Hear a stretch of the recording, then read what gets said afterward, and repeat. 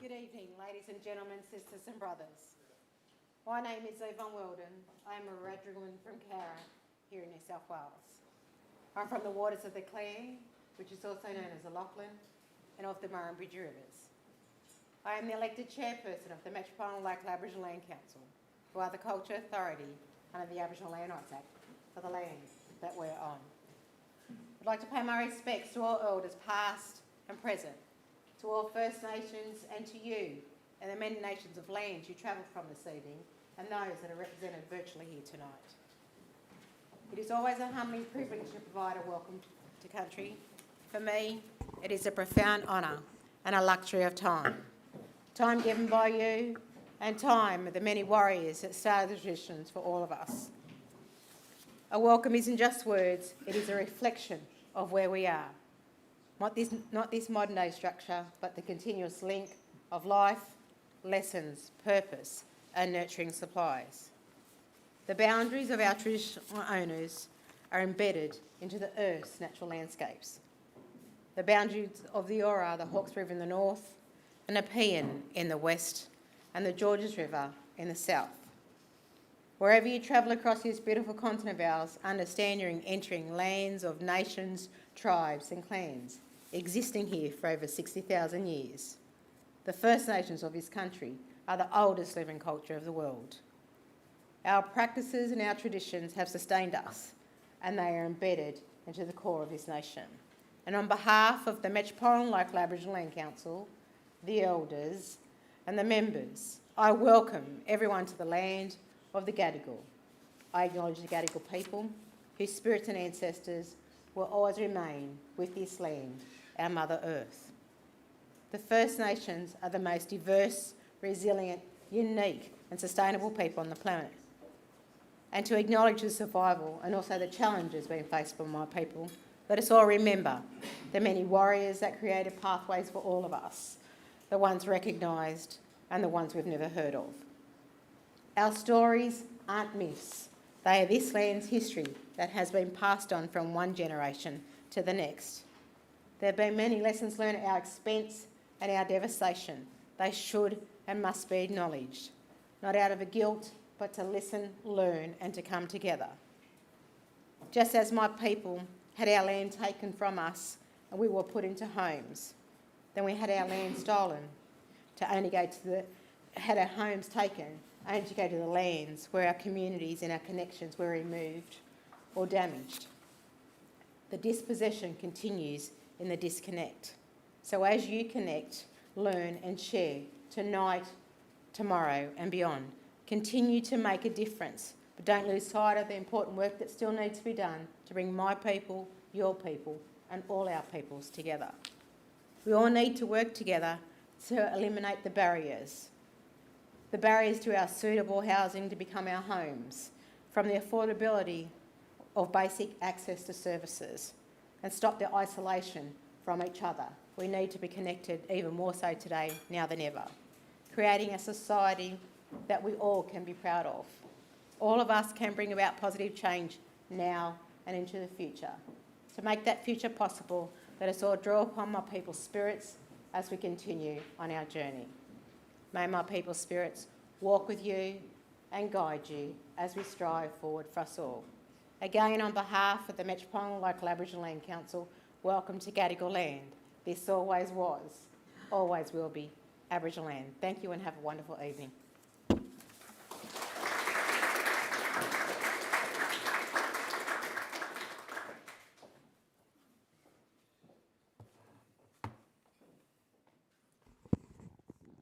Okay, thank you. So, I'm Stephen Garton, the Vice-Chancellor. Pleasure to welcome you all here to the Rothwell Symposium, Chair Symposium. But before I begin, let me also acknowledge that we are here today on the land of the Gadigal people of the Eora Nation and pay my respects to elders past, present and future. And thank Yvonne for her generous welcome and acknowledgement of country. And of course, it's always humbling for the university to think that research and education has been going on here for tens of thousands of years. And of course, in the context of this symposium, We now know that First Nations peoples in Australia transformed the environment, actively engaged with the environment, but in a sympathetic way that was nurturing and caring for the country in the long term.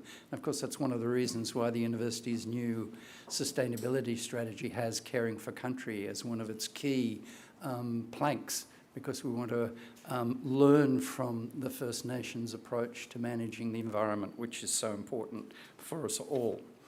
So, great pleasure to welcome you all here for this event, and particularly our special guests, Anne Lacaton and Jean-Philippe Vassal, who are going to give the symposium presentation.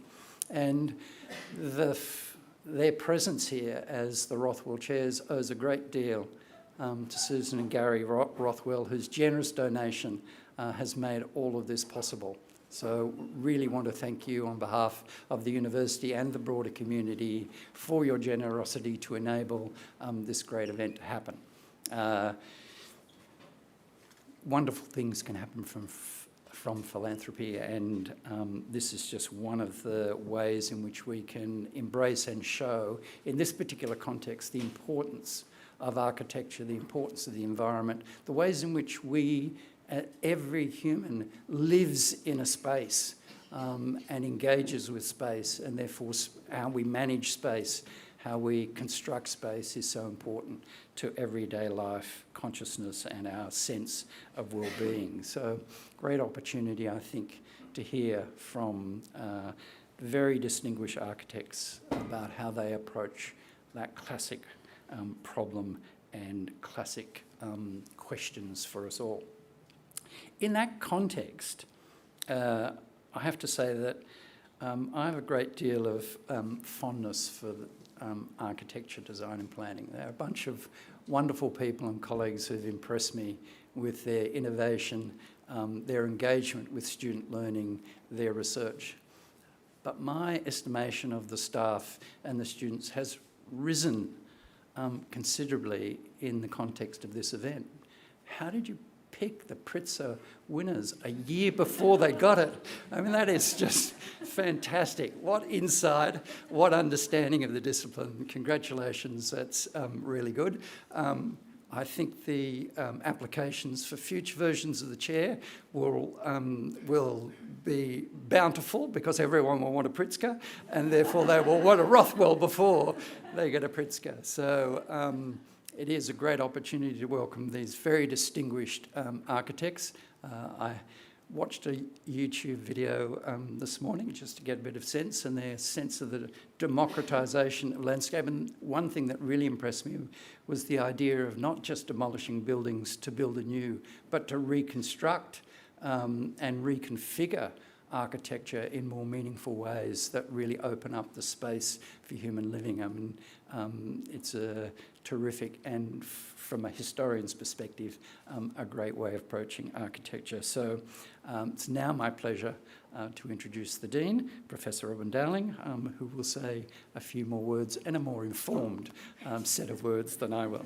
Thank you, Robin.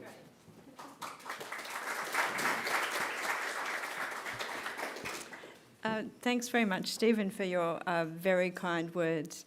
I would also like to acknowledge that we're meeting on the land of the Gadigal people of the Eora Nation, and to pay my respect to elders past, present and emerging.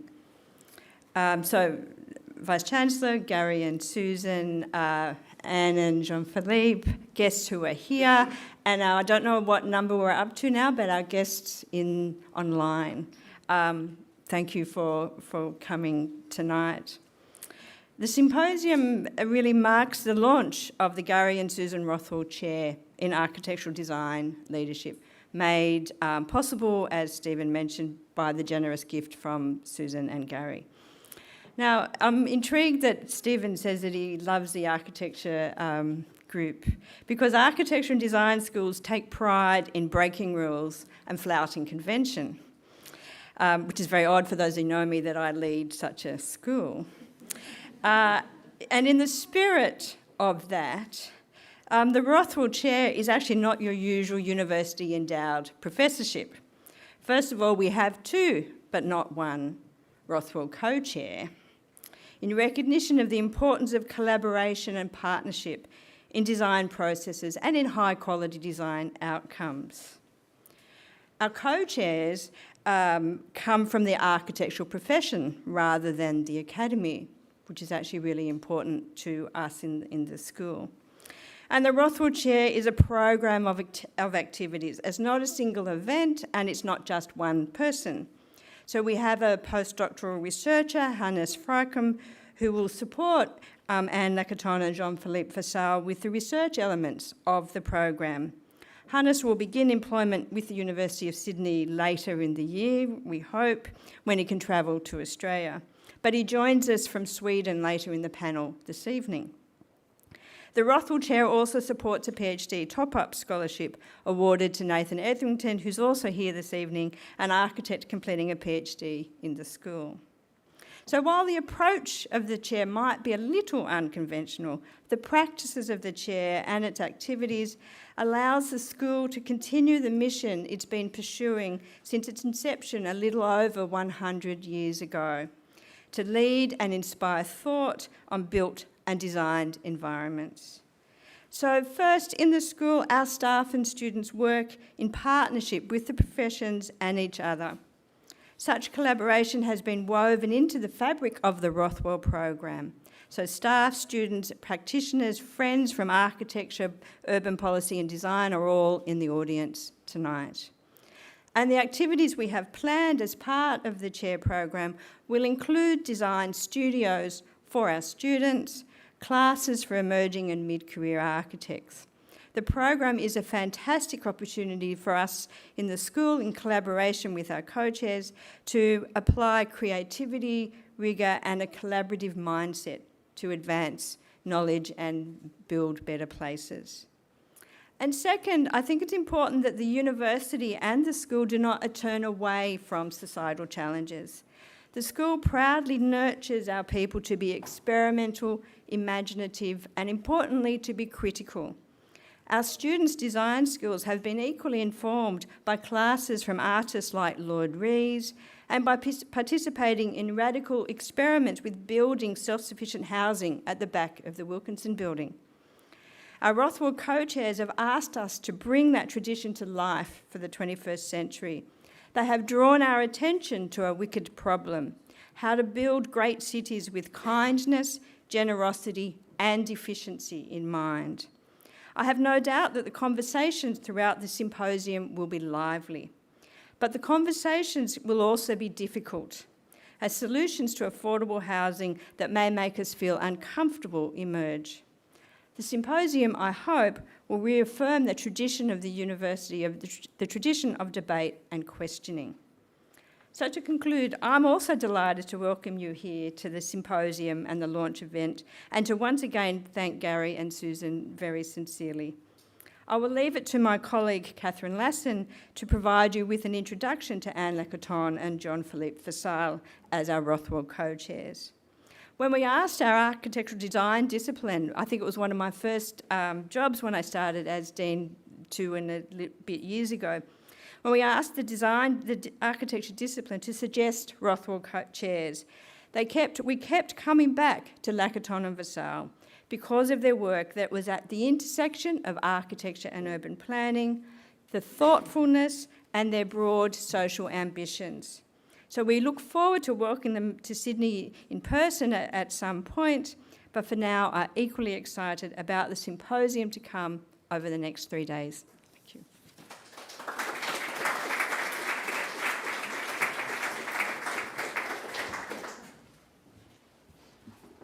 Thanks, Robin, and hello, everyone. My name's Catherine Larson. I'm an architect and academic in the architecture discipline here at the University of Sydney. And as the Rothwell coordinator, it's both a privilege and my pleasure to welcome Anne Lacaton and Jean-Philippe Vassal as our inaugural Rothwell Co-Chairs of Architecture and Urbanism and our guest lecturers here tonight and today in Europe. And I also have a short housekeeping task. I have to tell you that this session is going to be recorded. I hope that's okay with everyone. And in case of emergency, museum staff will show us to the exit. So, And so, too many introductions, I'm sorry. But with the award of this year's Pritzker Prize, Lacaton and Vassal now need no introduction. But I thought it might be good to say a few words about why they were our first choice as co-chairs for this wonderful program that, thanks to Gary and Susan Rothwell, encompasses public events such as the discussions this evening and over the coming days, together with, as Robin mentioned, an annual architecture studio and developing scholarly research around the architect's nominated topic, and that is dealing with contemporary urban conditions to explore optimal ways of living in the city. Lacaton and Vassal, and we're very grateful to them for this, have curated this symposium with us and will be joining us on each of the 3 evenings this week to virtually launch their Rothwell program and to introduce their agenda that will be developed over the 3-year period. They are remarkably well qualified to lead a program that, as Robin mentions, ambitiously connects significant architectural and urban design and the Academy with practice. Having established their studio in Paris in 1987, over the years they've won many prestigious international awards for their thoughtful and precise architecture, urban thinking, social commitment, and investment in sustainability. Some of these that precede the Pritzker include the EU Mies van der Rohe Award in 2019, the Global Award for Sustainable Architecture in 2018, the Grand Prix National d'Architecture in France, the International RIBA Fellowship in 2009, and so forth. Both architects have long-standing commitments to academia. They are highly respected educators, continuing to teach throughout their developing professional careers across Europe and in the United States in some of the world's best schools of architecture. And Lacaton has taught at the GSD at Harvard, 2010-11, at the EPFL in Lausanne. She has a very long relationship teaching at ETSAM in Madrid, and more recently was also Associate Professor of Architecture and Design at the ETH in Zurich, 2017. I think finished in 2020, is that right, Anne? And Philippe Vassal has taught at Dusseldorf, also at Lausanne. He taught at the TU Berlin from 2007 to 10, and is currently an associate professor at the UDK Berlin, where he has taught since 2012.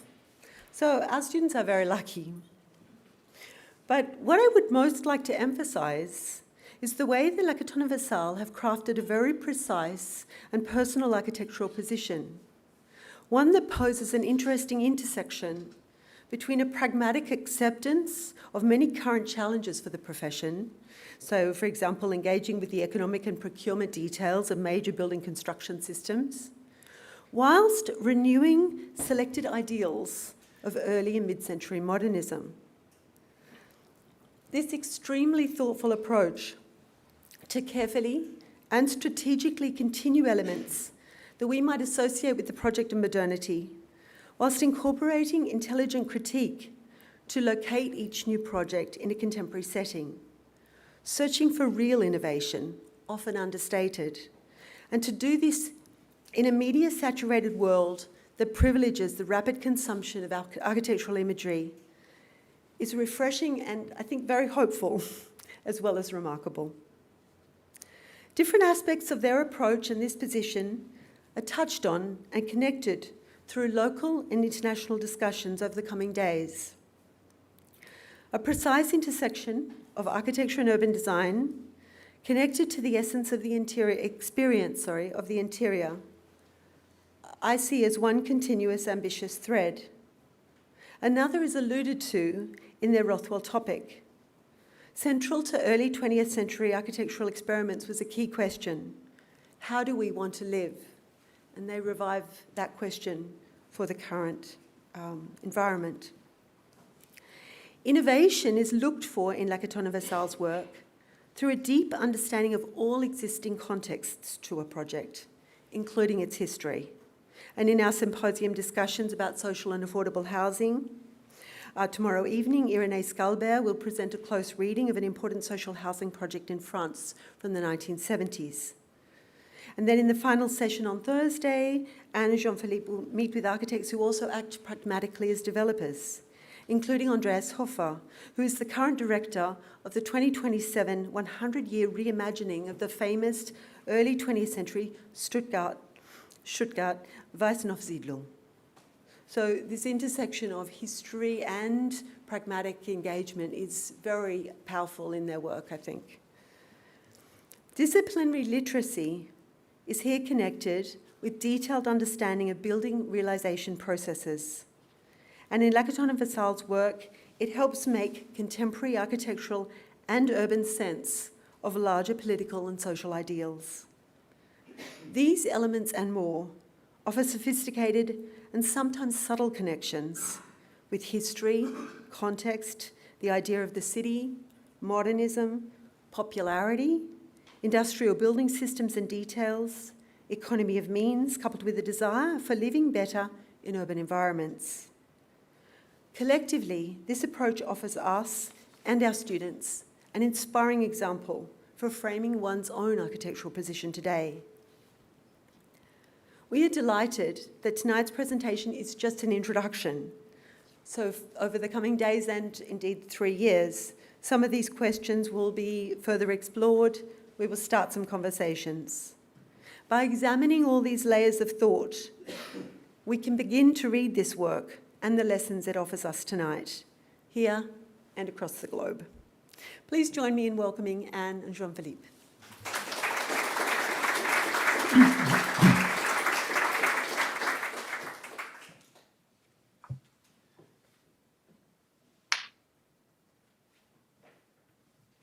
Okay.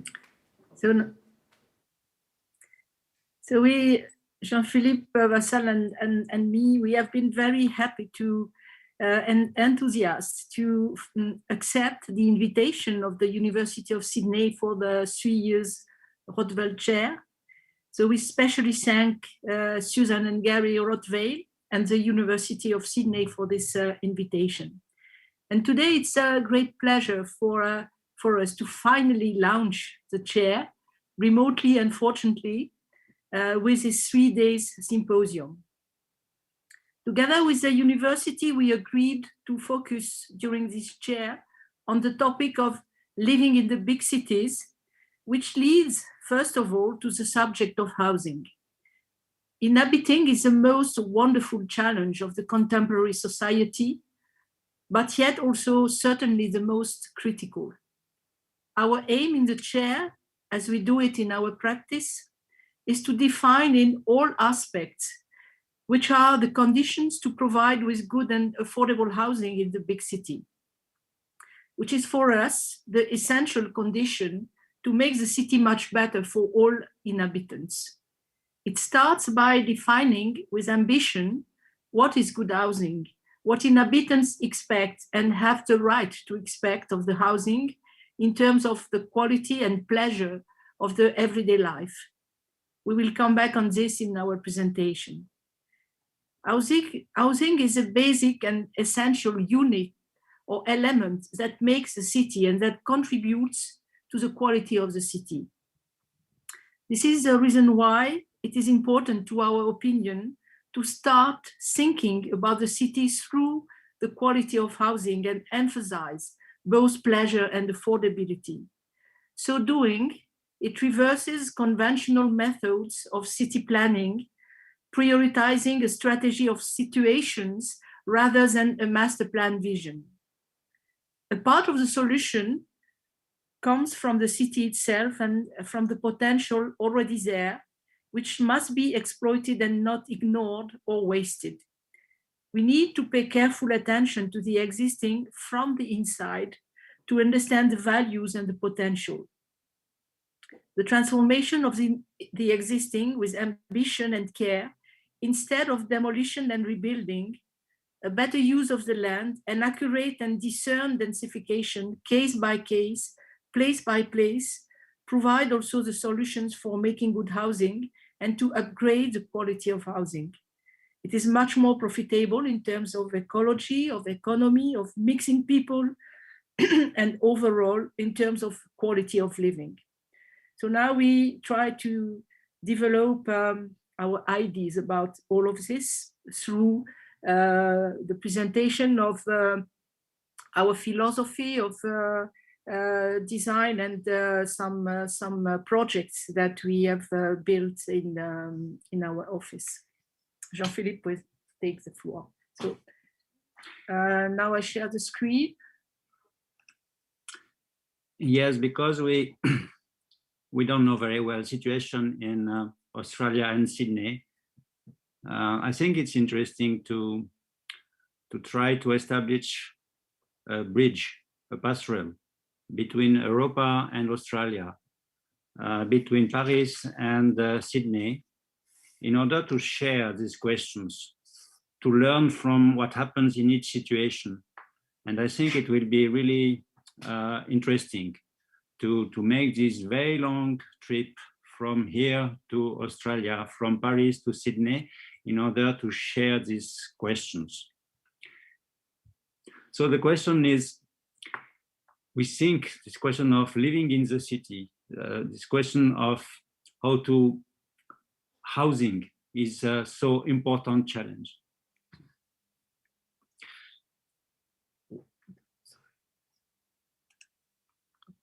Is it okay for the, yeah, okay. So we think it's important to come back to simple gestures. We call it build simply. It's a eternal gesture. It reminds me when I was in Africa just after my diploma with some friends on a sand dune close from the big city of Niamey on the other side of the river Niger. It starts just by fixing some branches in the sand, making a circle.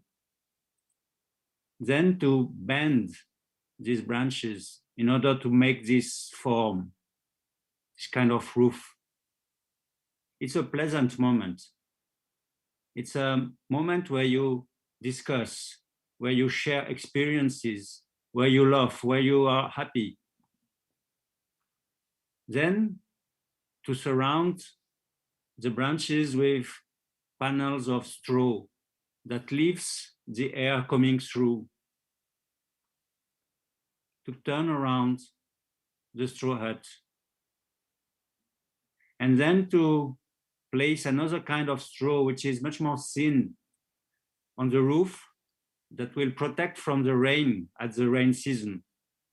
And then to create this straw hut that will give shadow when it is so hot outside.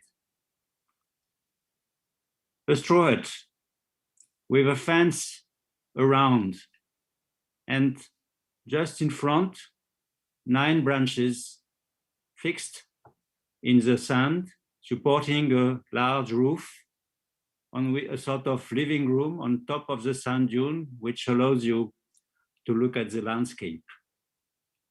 It is so simple. Just these 3 days working with my friends on this situation.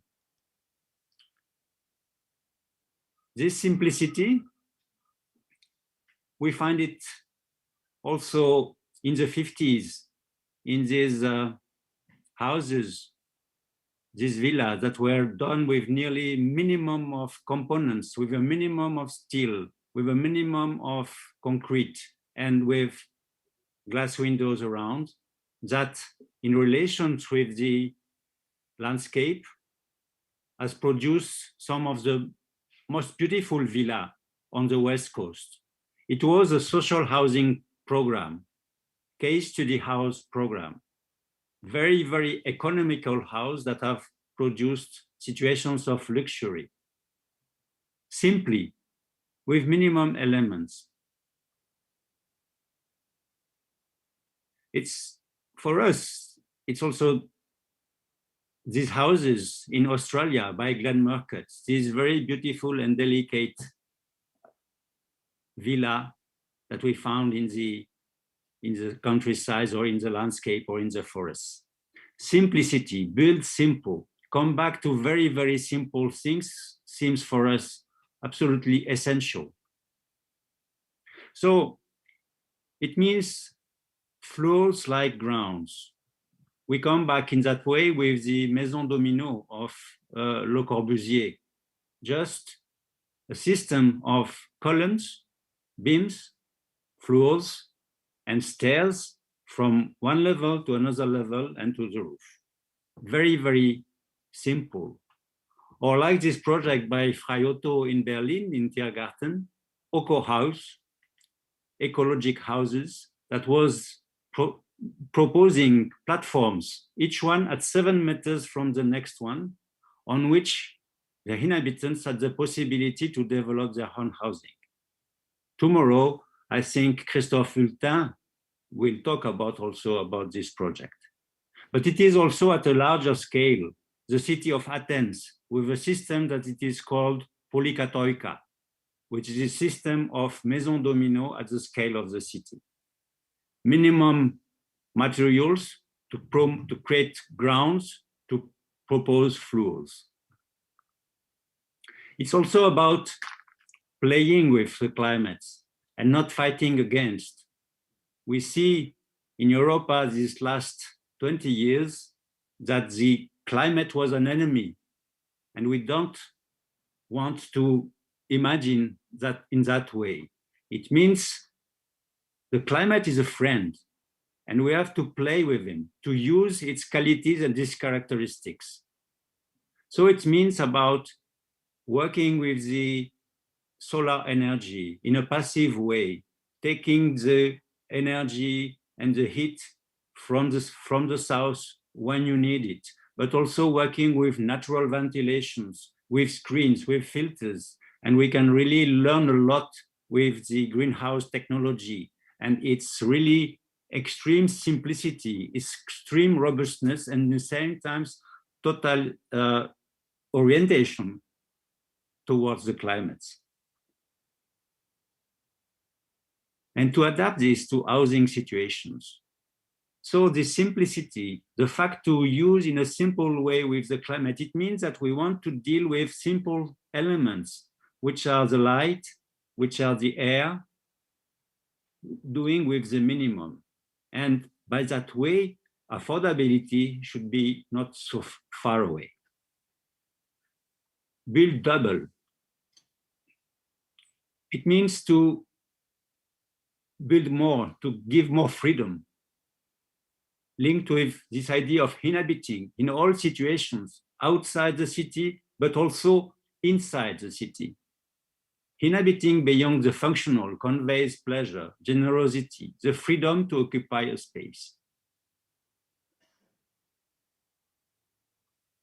A space for living has to be generous, comfortable, adaptable, flexible, luxurious, and affordable.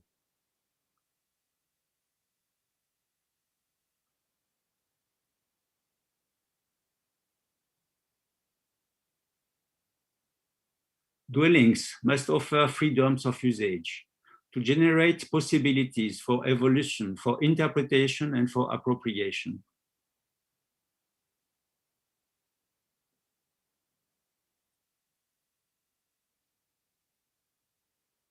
In general, standards of housing are too small, too restricting.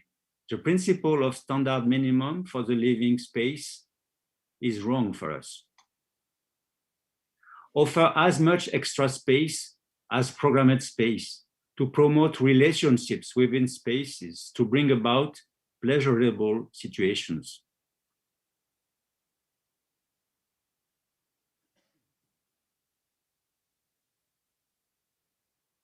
This extra space is a non-defined space, free for use, added to the traditional spaces, just answering to the question of freedom.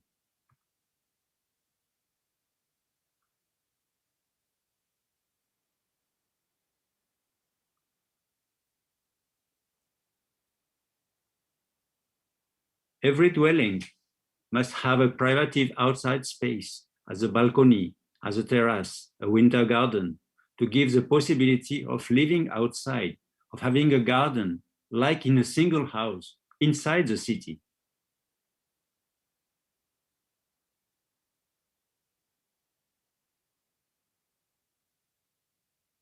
A dwelling must offer the inhabitant opportunities to move around. Example, comparison about fluidity, mobility, freedom, and appropriation. Instead of a standard dwelling, we can extend the mobility, the freedom of use to allow appropriation. All rooms should have large doors opening to outside, facility of moving by inside or by outside as a house on the same level. Beam column constructive systems allow flexibility and economy. Instead of standard dwelling with bearing walls, windows, shear walls, no flexibility, we can have open structure, large span, free facade, few columns that allow flexibility, adaptability, capacity of evolution, and an economical constructions that allows to build larger for the same cost. 130 square meters instead of 65, for example. About climate, energy saving uses. Instead of two bedrooms of 65 square meters with a sort of heavy external insulation facade, we can think of temperate intermediate space where people can live inside, working with passive energy saving and extra spaces for new uses. It means building larger, twice more, building double with the same cost as a standard dwelling to be affordable for everyone, developing capacities.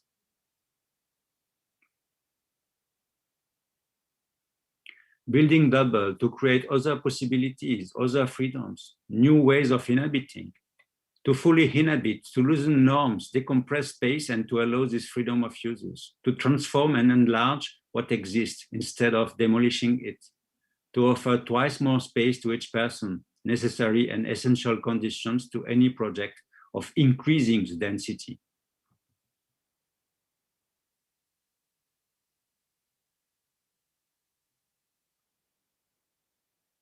It means a flat like a villa, more than the minimum function, extra space and additional facilities, with winter gardens, terraces, balconies, unprogrammed spaces, at least 50% minimum of the habitable surface.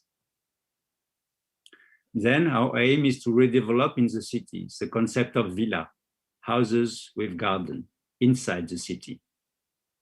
The idea of luxury is therefore redefined in terms of generosity, freedom of use, and pleasure.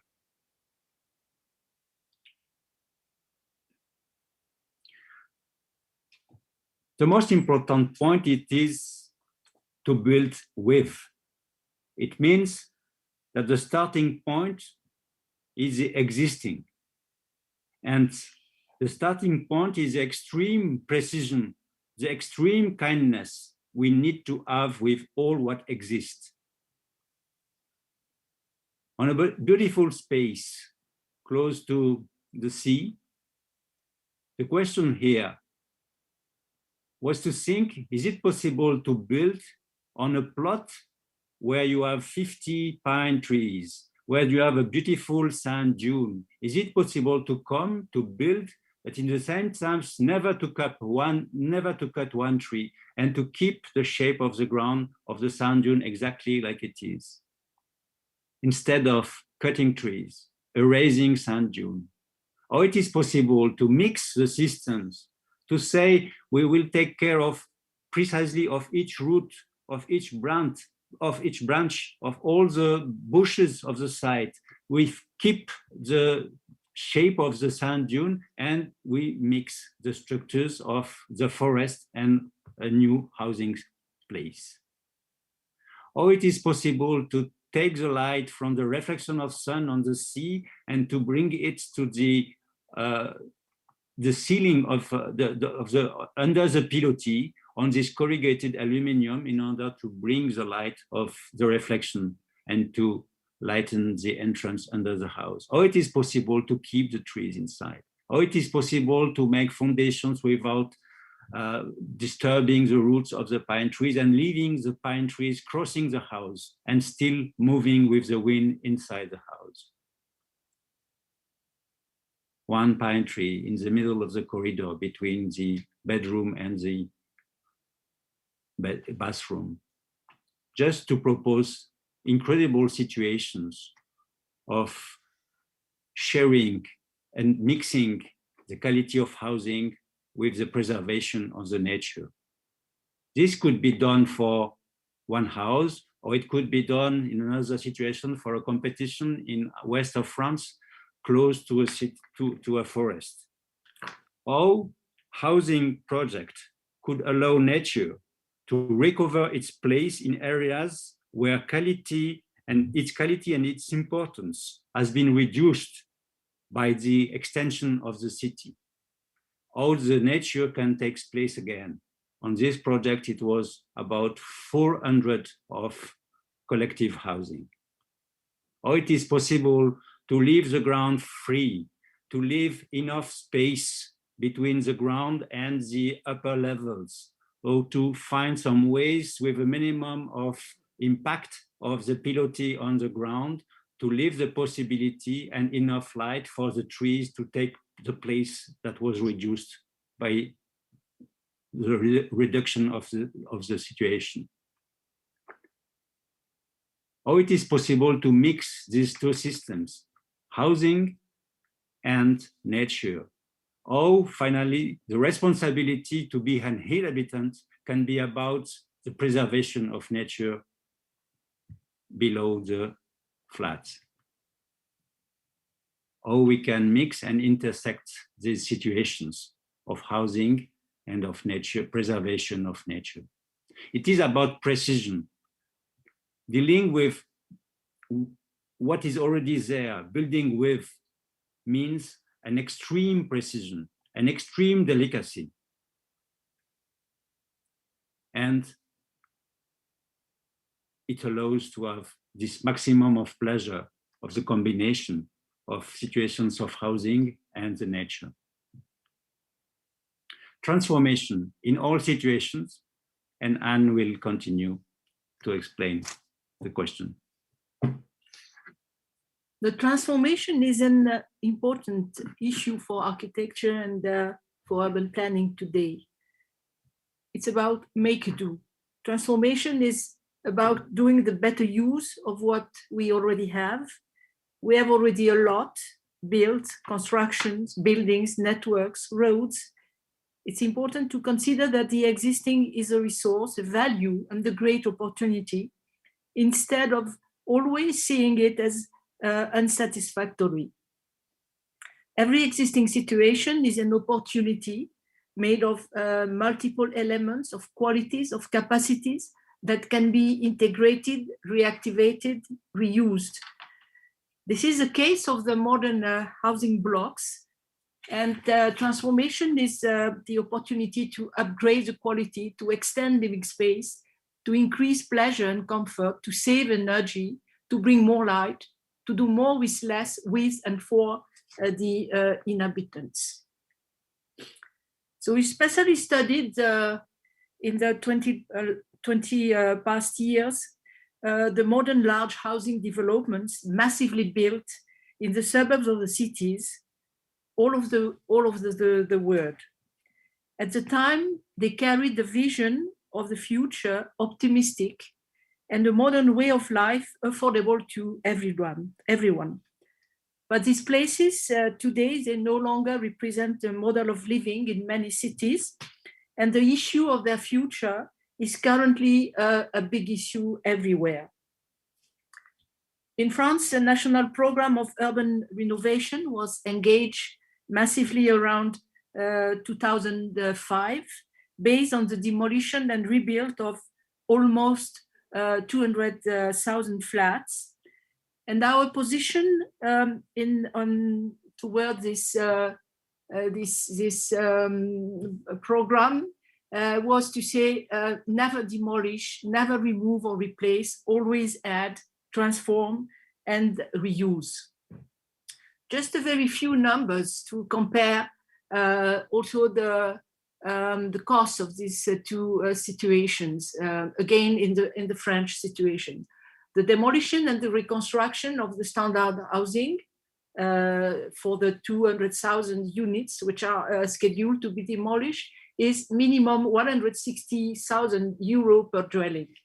The transformation means extend life, more living space, non-standard housing, as we studied in some case study, is about 50,000 euro per dwelling. So it's important to see this economical difference, but which is not the only interest. It's also more ecological. The transformation is more ecological, and especially with less waste of materials, of CO2, of all of this, and also the social impact, which is very negative of the demolition.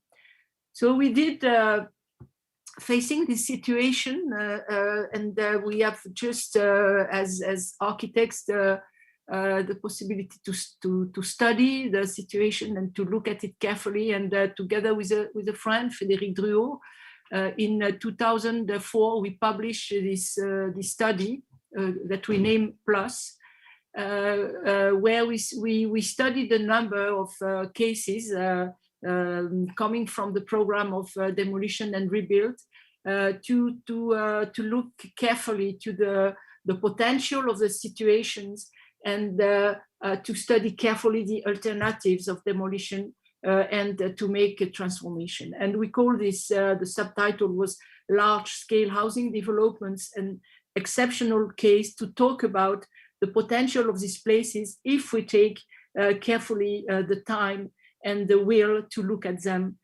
positively. So, and we could see that the first observation was that in the 60s, 70s, it was built very fast with probably not enough care of the quality of housing. And what we could imagine was to take the situation and keep what was good from the situation and just add what was missing. And what was missing was in most of the case is that the situation is not used as much as better as it could. And just in opening facade or creating balconies, the transformation of this building could be radically changed, and for a more kind and a more inventive solution than the demolition and rebuild somewhere else. So we had the opportunity to, after this study, but it took a long time because we finally never really arrived to convince the authorities to talk about the national situation. But we could find here and there some owners who followed this idea and commissioned us to make project. This is a project that we completed in two or 3 years ago in the city of Bordeaux, and it's 3 housing blocks of 530 dwellings. These 3 housing blocks are part of very normal modern development in the city of Bordeaux. This of something like 5,000 dwellings. When it was built, it was not absolutely integrated in the city center, so a little bit not rejected, but not so much desired. But today, the situation has really changed, and it's really part of the city with all the transports of the public equipment. So it's a good place to stay. But anyway, in this program of demolition, these 3 buildings, which were the subject of the project, the city has a plan to demolish and to rebuild in a way with an idea to reopen the neighborhood, and also to diminish the number of dwellings at this place. But all these apartments are in quite good situation in the city with very nice views. And they were totally full up by inhabitants with low incomes, but that they found there a good situation for living. So in the city of Bordeaux, which is quite low and the stone city, it's quite prominent neighborhood, but very, very close to the city center. But finally, the director of the social housing company, who is the owner of this place, arrived to convince the city to keep them and to make a project of transformation. And we were together with Frédéric Druot and Christophe Futin. Christophe will make a presentation of some of the project tomorrow afternoon. And we did this project. And what we proposed is that to appreciate this situation in the right way, it's absolutely important not to stay outside, not to look these blocks from far away, and to observe, as it is most often done, that they are quite ugly, that they and not to stay in this impression, but it's important to go inside and to go to visit every dwelling, every person, and in a way to reverse the glance that we can have on it. And it's a totally different situation that we can discover inside. We discover 530 individual situations, all of them which has a great value, which has been given by the inhabitants themselves. And it's absolutely important to come from this point of view, to come from this situation, and to imagine that what appears as a block looking from outside, in fact, is a house of many, many people, and that all these people, they attach a lot of importance of their home. So in terms of work, it's absolutely important to start with this. So inside all these different situations that the families has enriched by their own decoration, their own way of living. So the project, as we proposed, was first to start from the values of this what we saw inside, and to say we should make all the efforts so all the situation can stay and can stay not only at after, but also during the transformation. And what was missing in these apartments was a little more place, more surface, more air. With this situation, which was really nice with a view all over the city, all over the river. All the apartments has very, very small windows, a very few as little balconies. So it was missing something to give more air, more view, and more space for every dwelling. But doing that, it was important to do it for all its inhabitants. So we propose that we will make an extension, that we will do it with all inhabitants staying inside, so no one has to move during the works, and then to renovate the inside according to the different situation, and also to renovate the systems, electricity, bathrooms, but all of this could be done in a very accurate way. So the principle on the one apartment was to bring an extension which was prefabricated outside, elements of 4 meters by 7 meters that could be placed at every level in front of the dwellings, and for all the dwellings in the continuous extension with no selective situations. And this kind of winter gardens, this additional space, had two facades.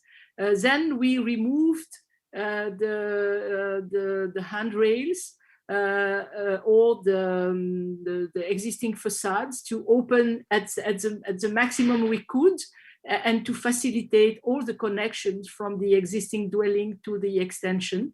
And then there was this glass facade, which was replacing the existing one and closing the heated space.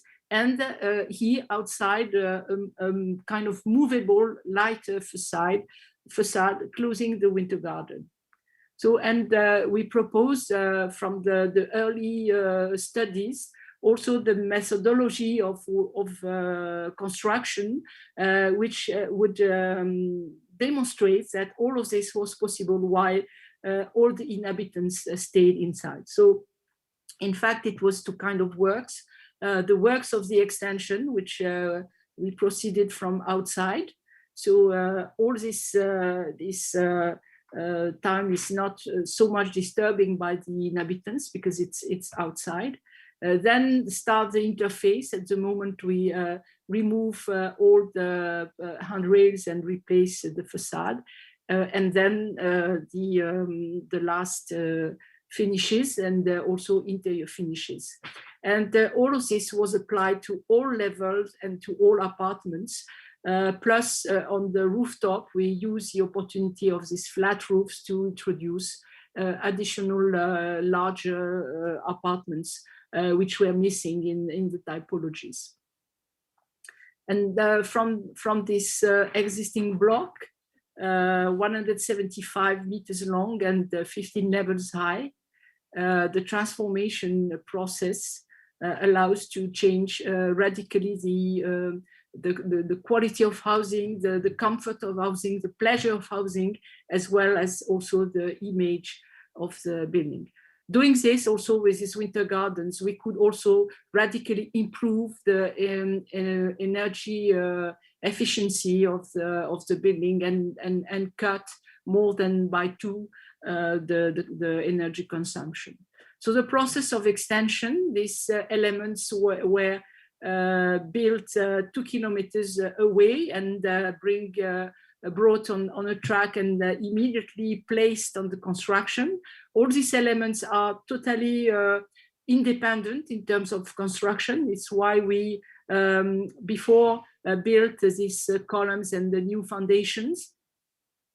Every day, something like 5 to 7 elements were built with only 2 persons guiding the element and 1 person in the crane.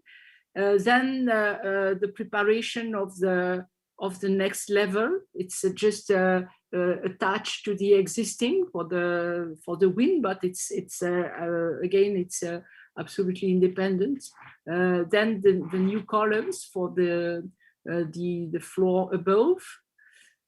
And then when a number of floors are already built, we could start the process of opening the facade. At that moment, it becomes a bit more critical for the inhabitants, but the commitment was that the replacement of facade was maximum 2 days. The first day was the opening. The second day, the new glass windows came to close the former apartment, the existing apartment, and then the finishes of the winter garden and the opening to the inhabitants. So the process of opening facade from the existing. The first it was to move away the windows with some asbestos around, but we placed before a protection inside the apartment so the life could continue. The process of opening deconstructing the handrails, the existing windows, and this is the end of the first day. And the second day, the frame of the glass window and the new glass window. And then there was the issue of finishing the inside, but it could be done in a second time. And the family will restart to reuse the place. So from this existing situation with a window that becomes a large glass window, and it was just a matter of the handrail, so we didn't disturb in any way the construction system of the existing blocks, because all these elements were not really part of the structure, so just the handrails. And then it's amazing to see that with the 500 new situations created by these winter gardens, the creativity of the inhabitants is absolutely amazing and surprising, and it's quite very fast how this the families use the space in many different ways.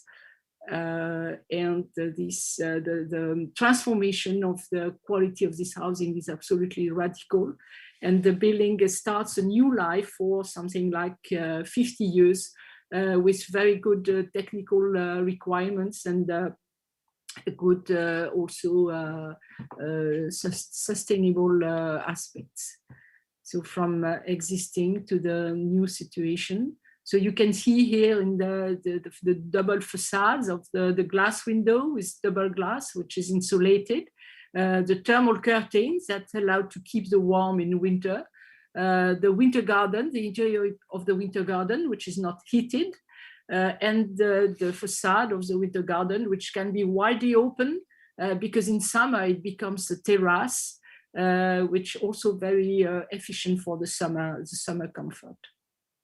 So when this 3 meters inside allow to have a good furnishing, which is again absolutely different from all the different families. And in addition of the winter garden, there is a 1 meter balcony, which also allows to go outside and to avoid the straight facade.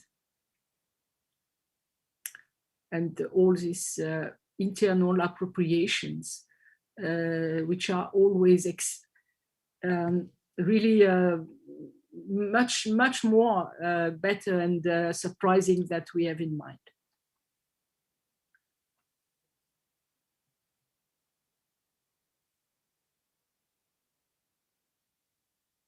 And from this intervention, which again start from the inside, from the improvement of the quality of housing, this brings this radical change in the existing building and gives a second life to this new building, to this building, the existing one and the new one. And the new houses and new apartments on the roof, which create also amazing situations on the top of these buildings, using the potential of these flat roofs to add 10 apartments to this big unit.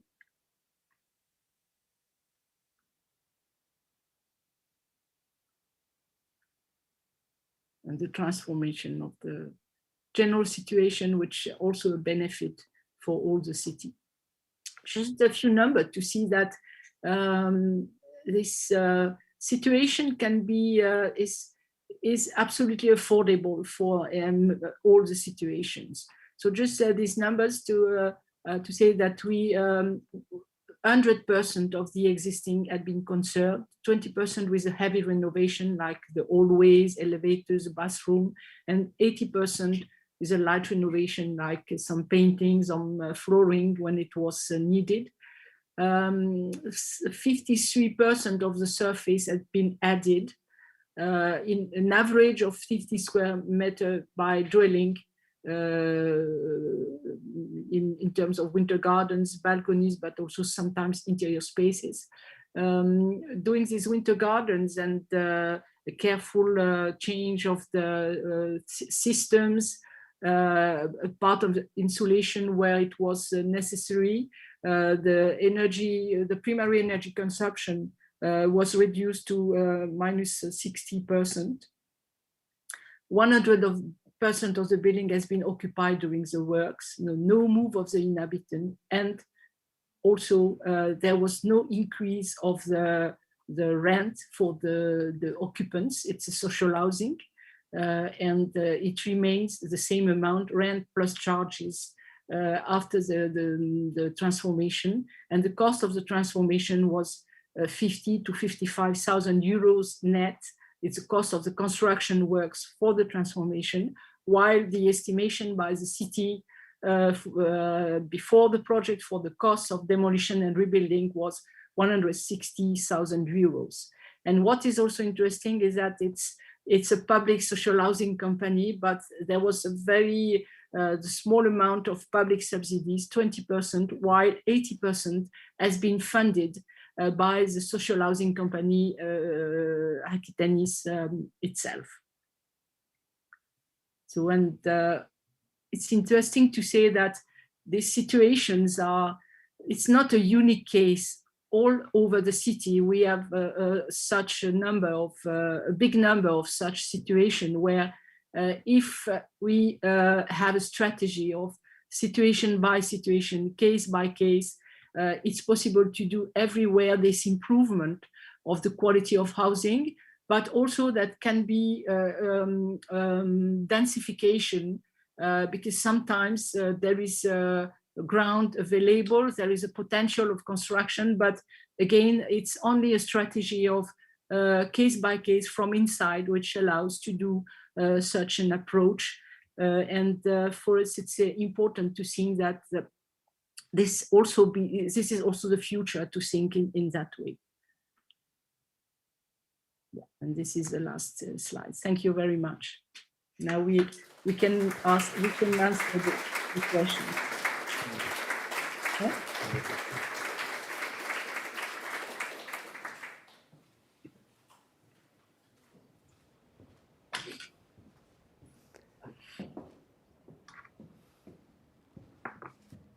Thank you so much, Anne and Jean-Philippe. Can you all hear me? Can you hear me? Perfect. Yeah, it's okay. Okay, so we have some time for questions. Can open it up to the floor, and also for the people listening online, remember to type your questions into the chat section of Zoom, and Kate Goodwin is going to be feeding us questions from the online audience. So. And also to welcome Hannes Freiholm, who is joining us from Stockholm. As Robin mentioned, he is, when he arrives in August, will be our Rothwell postdoctoral associate and helping to guide the research agenda over the next 3 years. Yes. So are there any questions? Anybody got a burning issue? Maybe I can start things off then. Anne and Jean-Philippe, I really appreciate in your work this connection, extension, and also kind of critique of modernism in your architecture and urban design.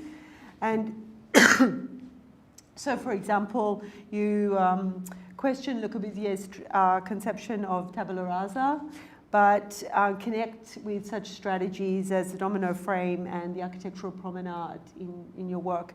And I wondered if you could say a little bit more about this strategy of transformation in terms of constructing one's position. You emphasize this word a lot, and I'm interested to hear a little more about that. Yeah, perhaps we could say to be clear and simple, it is in fact that we totally agree with the architecture that has been developed through the modern movement. But in the same time, we are totally against the urbanism that has been developed by this same architecture.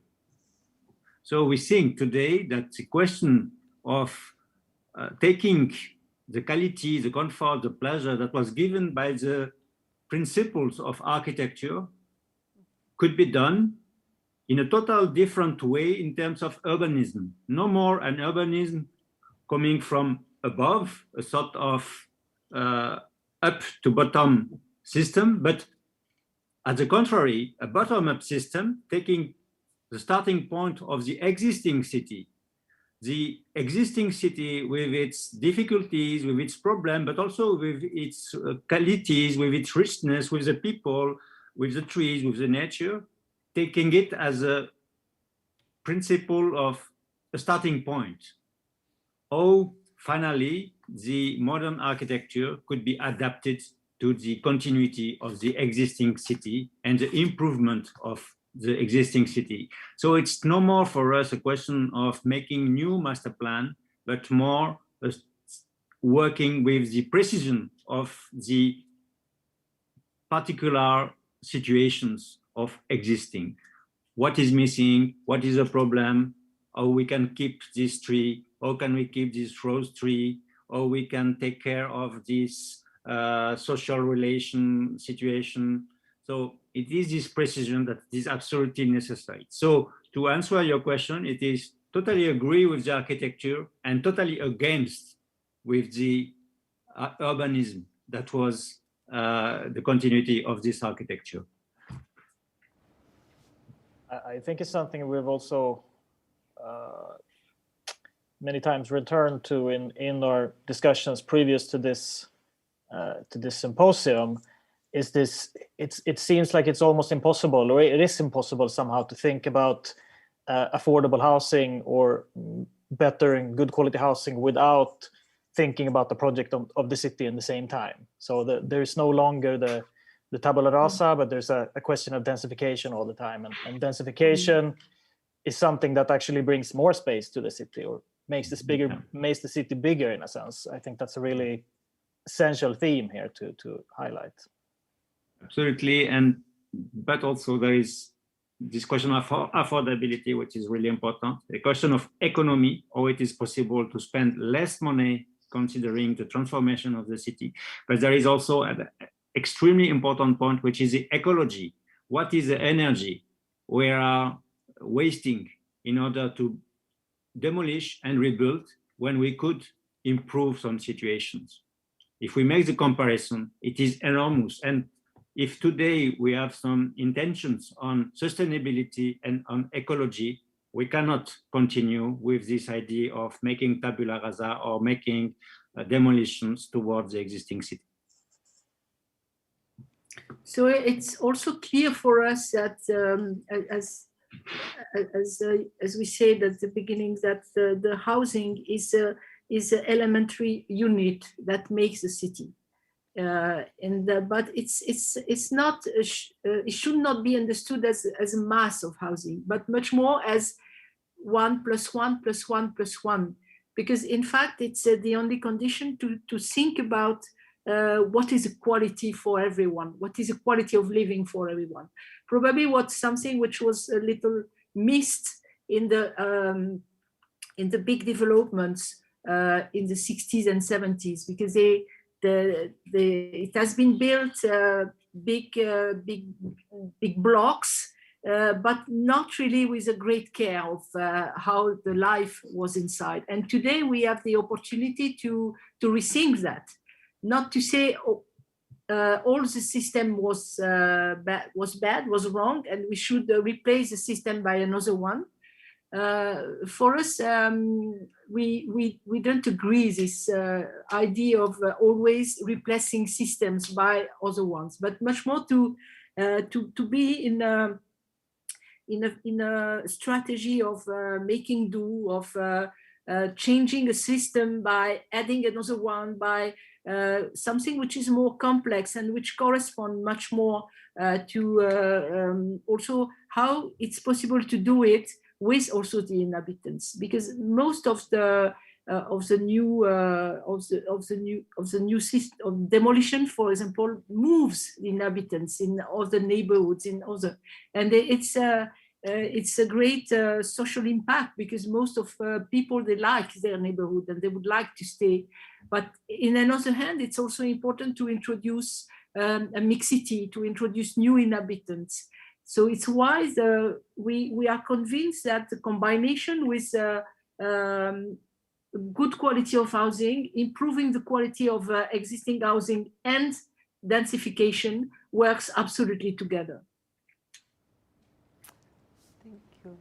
I think we have a question from the chat. We've got a lot of questions flooding in, actually, a lot of excitement online. There's a question from Majira, who's asked, how was the project idea sold to the housing organisation? I imagine she's talking here about Bordeaux. Was it ideological, aesthetic? Was it about cost, or the not needing to move the residents that really was the compelling argument for them as a client? I think in Bordeaux, these 3 blocks, there was during the last 15 years, they were not taken so much care about them, because probably there was a plan to demolish them.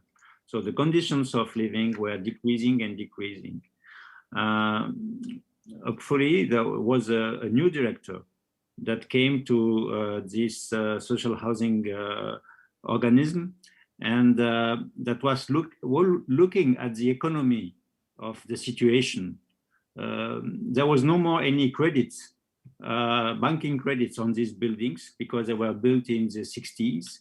So there was an amount of small amount of rents every month, but in fact, to demolish these buildings, it was immediately a loss for him. So the question was also not to be satisfied with a sort of standard refurbishment that would just make some little changes to the situation. So then it comes to the point that a sort of metamorphosis, a real transformation could be interesting. And as the politicians, the municipality were not so confident in that project, he finds himself the possibility with a bank to have some new credits, saying that in the next 20 or 30 or 50 years, he will have the benefit of rents that will allow to make this transformation. And as he was also very take care of the amount of money of each rent, what was done, it is that the addition of actual rents plus the economy on the charges will allow to increase a little the rent, but with the addition of the new charges that were much less than before because of energy consumption, etc., it was not too much for every inhabitant. So by the way, it was the conditions in which the project has been done. And what is interesting, I think it is, even if it is a social housing project, what is sure it is that in 10 years or in 20 years, this building will still produce good conditions of living for everyone.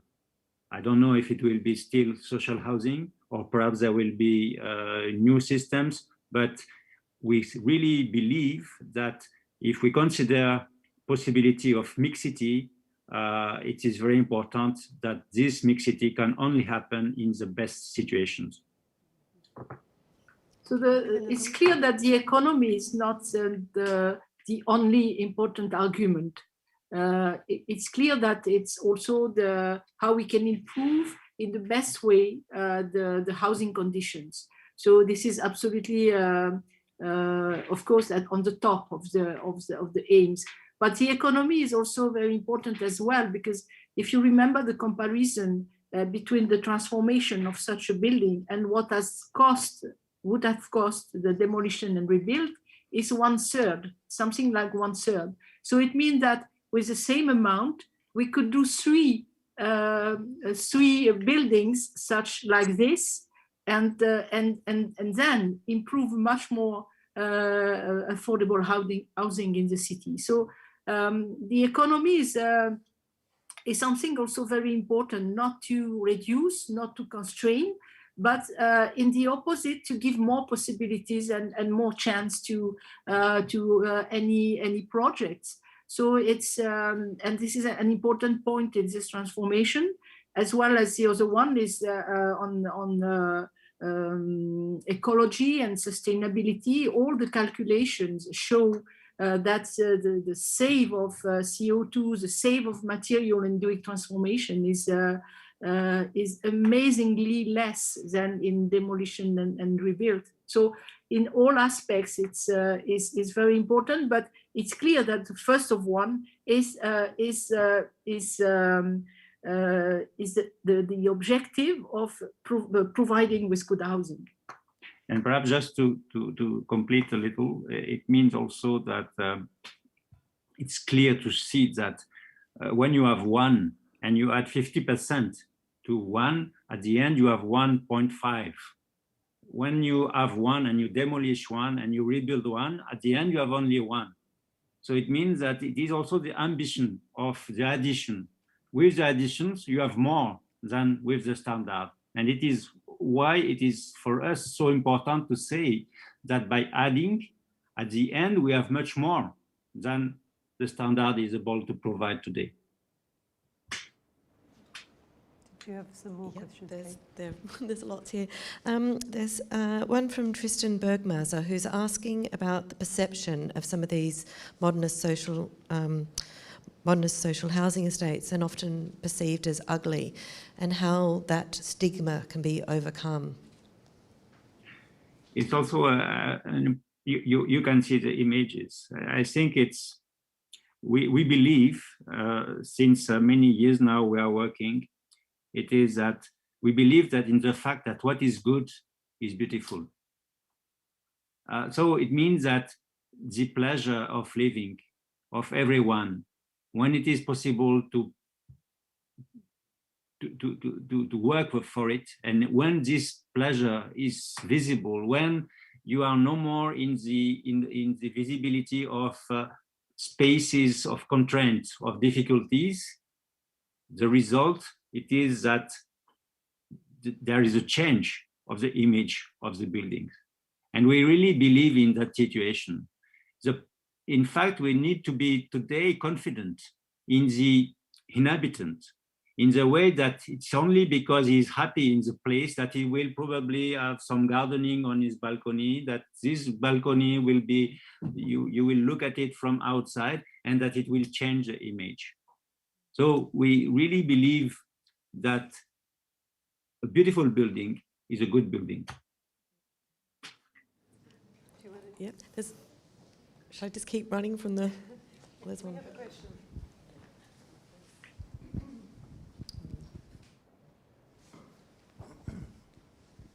Hello there, it's Graham Yarn from the City of Sydney, Director of Planning.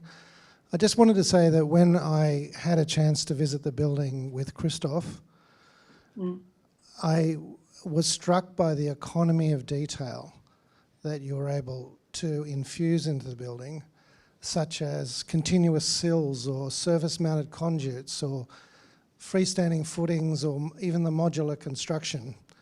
And it was peering back and managing the costs with every move to maintain that expertise and the sense of space, but also not wasting money.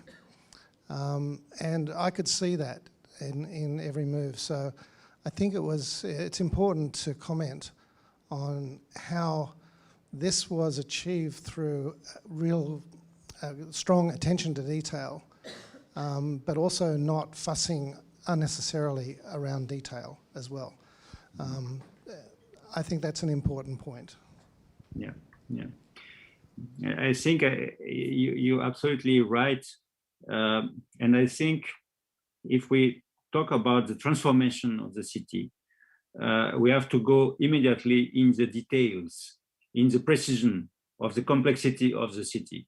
And we have to find the right answers to these precise questions. And by the way, it's a totally different approach, because immediately with these precisions, we can know about the economy of it.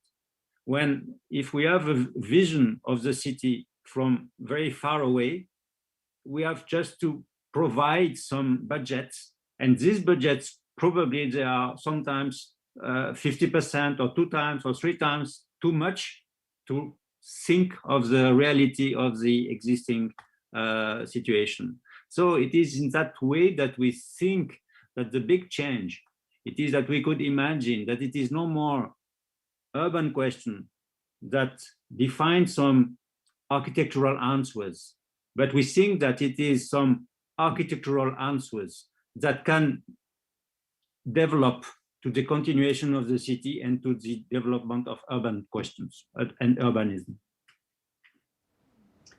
Also, just to add to the comment, it's also in such project when the decision is taken to the proposal and the decision taken to do the transformation while everyone stay living inside. It's clear that at this moment, it's important to develop really a new strategy of design where a number of new criteria come into the reflection, and it forces to especially to take care to how to make things very accurate, very precisely, but also very, very simple. So and in a way, having these constraints is a great benefit for the project. Everyone can think that it's a big constraint and that it would be more easy to make such project while the building is empty. But we did the different experience, and the experience while the building remained full with inhabitants was much more successful, because in a way it forces to anticipate in the design a lot of problems that normally you don't do. So it's and precisely to design and to place ourselves much more inside the situation and to understand more things than in a normal project. Do we want to take one more question from the online?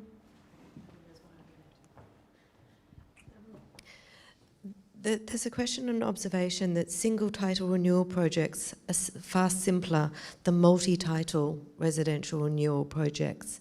And so Kieran here is asking, how can forms of consensus be reached when working with large, diverse groups of people in large buildings? No. Sorry. Could you repeat? Yeah. It's a question about an observation that you were dealing with. If the building has many different owners rather than a single owner, how do you reach consensus with such a diverse group of people rather than having single titles? Yeah, it's also why It's an issue. Yeah, it's a really important issue, but I think it's part of the complexity. And what we really believe it is that each situation is different, and working with the same approach in each situation, we should find the answers. It's also why in the symposium we have on the third lecture sessions, where we have these lecturers that will talk about cooperative system in Switzerland, Baugruppen in Berlin. The question at one moment it is to think how we can adapt to these different situations. But for example, with Frédéric Druot, we have studied this possibility to apply these systems to residential systems, to private systems, multi-owners. And in many situations, we see that these buildings were built in the 60s, and today the land is very, very expensive. So at the same time, where it can be an improvement of the existing flats, we can see also the possibility to create a densification, sometimes of 5%, sometimes of 10%, sometimes of 50%, as in a project we will show in 2 days. And by this addition of new flats, we can find the economy that will allow the transformation and the improvement of the whole situation. So, but it is probably a discussion with these multi-owners. And we really believe that all the situations are interesting, and by the precision and by the attention of each situation, we can find solutions. It's clear that it's very different situation than when you have only one owner, and it's clear that in France we have a lot of social housing, which is public social housing with just one owner. But in another end, because it was very big unit of housing, it's the law requires to have a vote from the tenants. So they had to vote when they were enough aware of the project. When we did a prototype that was visited, and during 1 week we did permanence in the prototype to explain the project, to explain the benefits, also to talk about the issue of rents, because it's a crucial question for the inhabitants. And afterwards, they had to vote if they agreed the project or not. And even if it's a public housing, if there is not a majority, the project cannot be done. So we did also an important work of meetings on different topics to explain the different topics of the project, to explain also what would be the benefit, what will be the phase of the construction and how it will happen. That we did also staircase by staircase, so it was not a huge construction where we started works everywhere, but so it means that not all the inhabitants have been impacted by the construction during the whole time, but it was by a section of 5 months. So it's clear that all these projects, they need a very specific work with the inhabitants, and also to recognize that the inhabitants have to be part of the process, not to define project, not to make all decisions, but as inhabitants to talk about their skill of inhabitant. And in the case you mentioned, probably also because if they are the owners, they have also to take the decisions. But for now, we didn't succeed to have a commission in such a project, but we really have thought about it, and we did many simulations, and we think that probably it could be a little more difficult, and a few % of the multi-owners could be against, but probably with special care that could be possible to succeed. What is clear, that because it happens also in France with these multi-owner situations, and we see that situation is sometimes very, very bad because you have no social housing company that takes care, and this situation of is decreasing more and more year after year. The situation is worse and worse and worse. So there is clearly a position to take. Should we wait until it is so bad, or should we try to do something? Yeah, and also the cities, they have not interest also to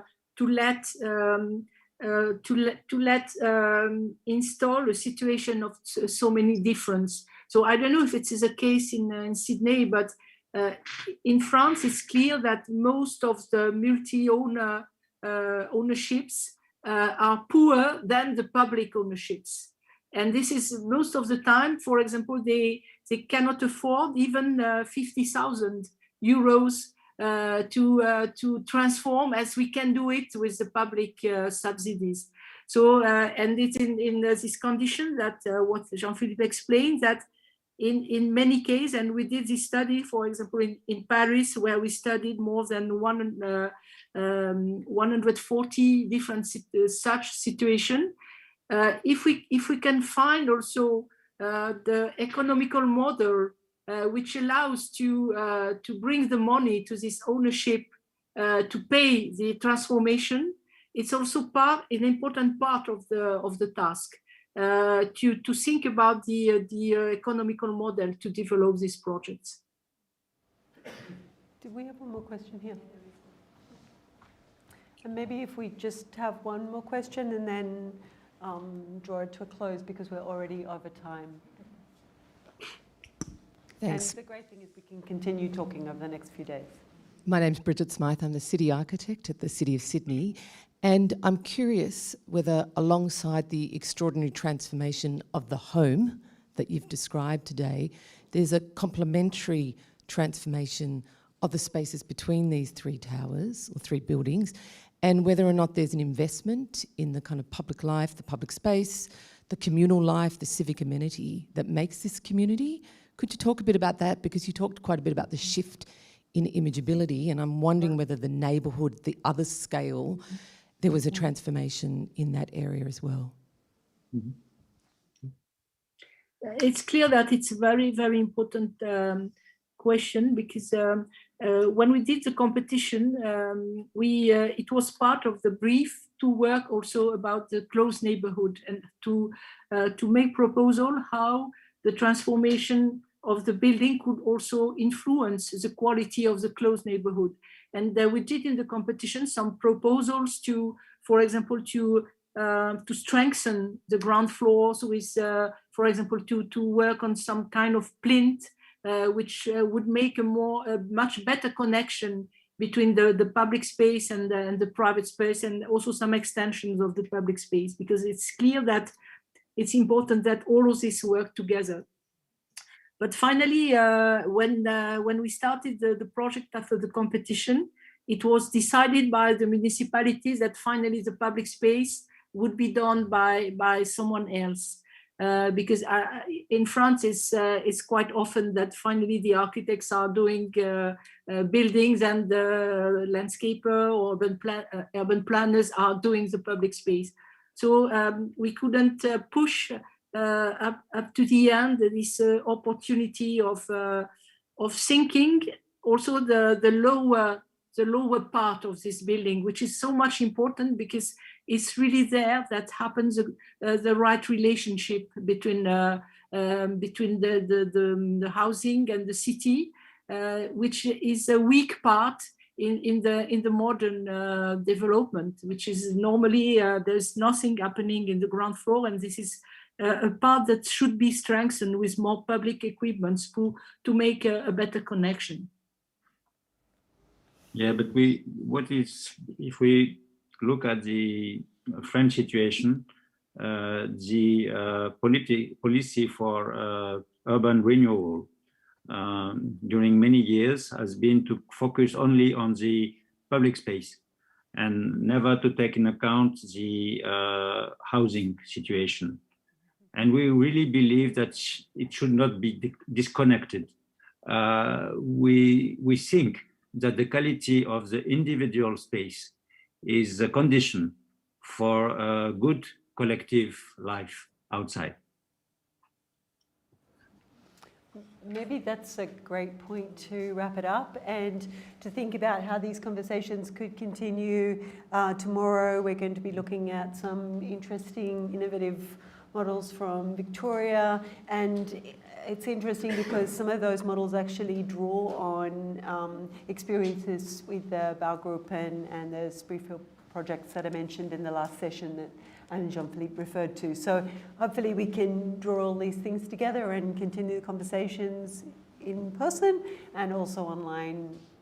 But I'd like to thank Anne and Jean-Philippe very much, as well as you all and the online participants for taking the time this evening, and I hope that we can continue these conversations in a really productive way within the city.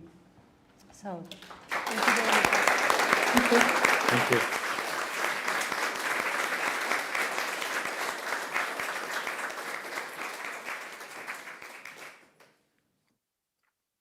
Thank you very much.